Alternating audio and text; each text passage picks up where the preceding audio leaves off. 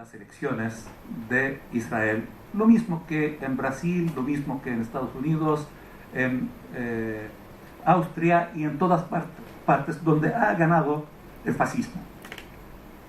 Pero, ¿quién lleva a estos personajes a gobernar? Yo pienso que aquí tenemos que detenernos a reflexionar, a analizar la situación fríamente, objetivamente, científicamente y sacar conclusiones. Y yo aplaudo y celebro este congreso de Claxo del pensamiento crítico. Hace falta pensamiento crítico, hace falta mucho más espacios de debate y de pensamiento crítico. Pero no hay que caer en el juego de quedarnos en el diagnóstico y en pensamiento crítico de diagnóstico.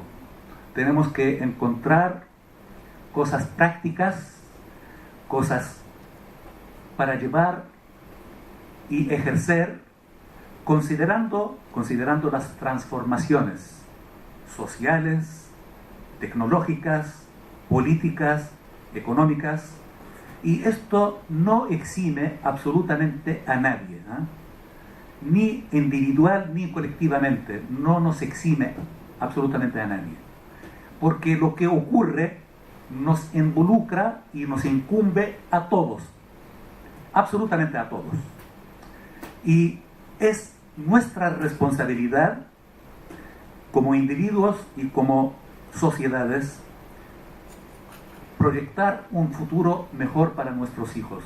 Ayer una niña palestina, en el homenaje que brindó Claxo, decía que ustedes, los adultos, tienen la responsabilidad y la obligación de darnos un mundo mejor. La verdad es que me cae la cara de vergüenza escuchar a una niña de esta edad decirle a los adultos que recordarnos a los adultos que es nuestra responsabilidad y obligación darles un mundo mejor. Y realmente es nuestra responsabilidad y nuestra obligación. Bueno, yo lamento el tiempo y me recuerda que falta pocos minutos. Quiero resaltar algunas cosas que seguramente muchos piensan, que con el paso del tiempo la causa palestina ya pasa a segundo, tercer y tal vez cuarto plano, porque en nuestra región, en el Medio Oriente, han inventado muchos conflictos, pero muchísimos conflictos. Hasta hace pocos años el conflicto del Medio Oriente era el llamado, entre comillas, el conflicto árabe-israelí, que posteriormente lo redujeron al conflicto palestino-israelí. Hoy, lamentablemente, en Libia hay un conflicto, no sé si llamarlo conflicto, ¿no? En Yemen hay un conflicto que también cabe la posibilidad de cuestionar si es un conflicto. En Irak, ni hablar. En Siria, en todo el mundo árabe, ya hay, entre comillas, conflictos. ¿Y quién inventó a estos conflictos? Porque en política normalmente no hay casualidades. Y en política siempre hay que preguntar, ¿quién es el beneficiario? La pregunta, ¿quién es el beneficiario de estos llamados conflictos en el Medio Oriente? El objetivo es desplazar a la causa palestina a tercera, cuarta y quinto plano. Y el beneficiario, está de más decirlo, que únicamente es el Estado de Israel. ¿Qué significa desmantelar a los tres estados centrales del mundo árabe? Podemos debatir, ¿Qué pasó en Irak? ¿Acaso no fue desmantelado el Estado central de Irak con la primera medida que aprobó el gobernador civil norteamericano de Irak en el año 2003, cuando Estados Unidos invadió Irak, el señor Paul Bremer?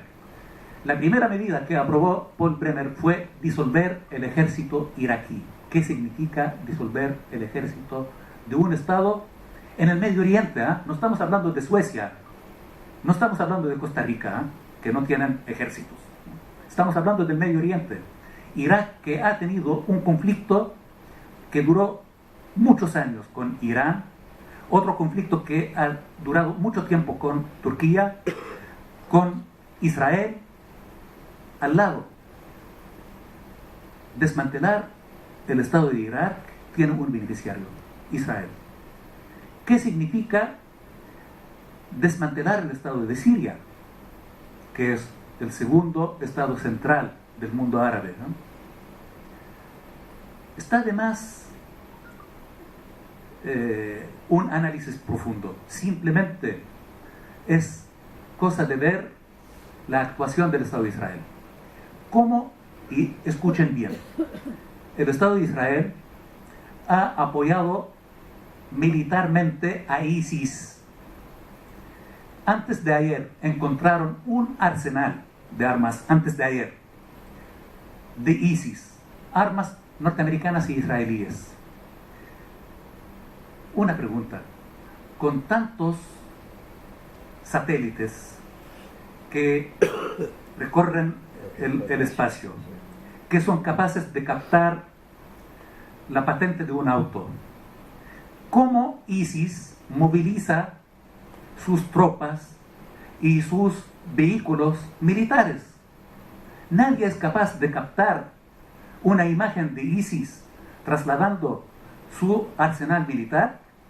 ¿Y por qué cuando se trata de Hezbollah detectan el traslado de sus armas y Israel lo destruye automáticamente? ¿Cómo es posible que ISIS, que es la amenaza para toda la humanidad y para Israel, atienda en sus hospitales a los militantes heridos de ISIS, a los terroristas heridos de ISIS? Es inconcebible. Entonces, dejo para su juicio algunas interrogantes que ustedes, espero, puedan encontrar una respuesta. Hoy, el fundamentalismo, cuando se habla de fundamentalismo, automáticamente pensamos en fundamentalismo islámico. Y está bien que pensemos en ISIS, porque es una lacra, es un peligro, es una amenaza para toda la humanidad. Pero también lanzo una pregunta para su reflexión. ¿Cómo podemos calificar a las políticas del Estado de Israel? ¿Cómo podemos calificar a las políticas del señor Trump? El señor Trump amenaza de una forma abierta, sin titubeos, sin rodeos. Amenaza a los que votan en los foros internacionales en contra de Israel. Su representante, la señora Nikki Haley, lo ha dicho, pero así de bruto, que usa tacos altos no por seguir la moda, sino para golpear con sus zapatos de tacos altos a aquellos que critican a Israel. Este es, yo siempre digo, este es el nivel de la política de estos señores, los tacos de la señora Nikki Haley. Este es el nivel de su política. Entonces, reflexionen, por favor. No es fundamentalismo que el señor Trump se retire de la UNESCO porque critica a Israel. Y yo les pido, antes de aceptar o no esto de que la UNESCO critica a Israel, revisen las resoluciones de la UNESCO y, por favor, si alguien encuentra una crítica al Estado de Israel, que me saquen cara, ¿no? Simplemente decir la verdad y llamar la atención de los riesgos de las medidas que practica Israel que amenazan el patrimonio de la humanidad, porque el patrimonio de Palestina es patrimonio de la humanidad. ¿Qué significa derribar a la mezquita del Aqsa? ¿La mezquita del Aqsa es acaso patrimonio solo del pueblo palestino? A mucha honra, sí, es parte de nuestro patrimonio, tanto cultural como nacional, como de identidad, ¿eh? Pero esto involucra a toda la humanidad.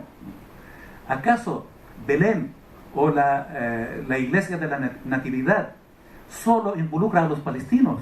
A mucha honra, sí, es nuestra, ¿eh? Pero también supongo que es de toda la humanidad. Entonces, para él, esto es una política anti-israelí. ¿Acaso es lógico que quien se plantea como protector y defensor de la democracia y de los derechos humanos, el señor Trump, se retira del Consejo de Derechos Humanos de la ONU? Se retira del Consejo de Derechos Humanos de la ONU porque es pro-palestino. ¿Qué significa ser pro-palestino? Si fuera pro-palestino, ¿por qué Palestina está bajo ocupación? Si la UNESCO fuera pro-Palestina, ¿por qué Palestina está bajo ocupación? Si la comunidad internacional es pro-Palestina, ¿por qué Palestina está bajo ocupación? Pero imagínense la intolerancia del señor Trump y sus similares, ¿no? No aceptan que una evaluación de la UNESCO considere que las políticas de Israel amenazan el patrimonio de la humanidad. Esto es ser anti-israelí. Y aquí termino, y disculpen la hora. No cedamos al chantaje, porque parte del colonialismo es el colonialismo cultural, el colonialismo mental. Y aquí quiero recordar a Saad Shedid, el titular ex titular de la Cátedra de Estudios Edward Said, que en paz descanse, que insistía mucho en la necesidad de descolonizar el lenguaje. Y yo pienso que la libertad empieza con la descolonización del lenguaje. Nos están chantajeando con que el ser hebreo, el ser judío, el ser israelí, el ser semita, el ser sionista es lo mismo. Y la verdad es que esto es una aberración. Ahora nos quieren convencer que criticar a Israel es ser antisemita. Pueden criticar a Estados Unidos, pueden criticar a Chile, a Argentina, a Francia, a todo el mundo, ¿eh? Pero pobre de ustedes si critican a Israel, a las políticas de Israel. Pobre de ustedes si critican, porque serían antisemitas. Y más aberrante todavía es que nos chantajean con que hay una nueva forma del antisemitismo, que es ser antisionista. Una ideología racista, nazi, expansionista, colonialista. Y el que critica a Israel es antisemita.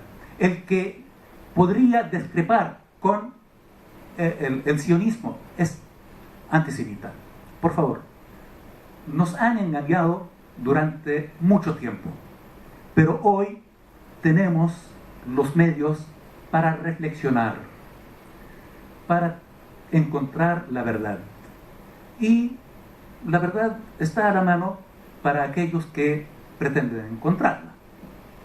Yo quiero agradecerles por su paciencia y disculpen si me pasé un poquito, si hay alguna pregunta o una.